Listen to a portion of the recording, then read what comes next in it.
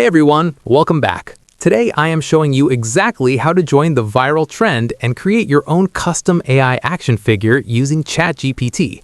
This is such a fun way to visualize yourself as a collectible toy. So let's get right to it. First, you need to pick a great reference photo. Open the ChatGPT app or website and upload a clear, well-lit image of yourself. A full body or half-body shot works best, so the AI can accurately capture your outfit and likeness. Once you have attached the photo, you are ready to give it the magic instructions. Next, you need to use a highly detailed prompt to build the packaging and the figure.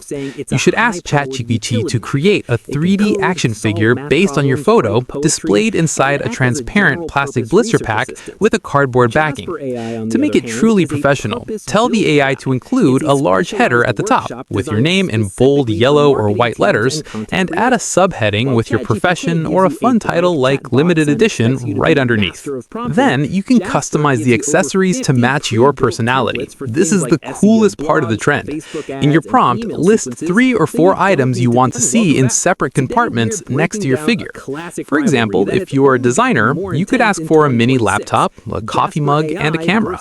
You can also specify the color of the packaging, like a sleek dark blue or a vibrant pink, and even ask for a futuristic circuit board pattern in the background for a high-tech vibe.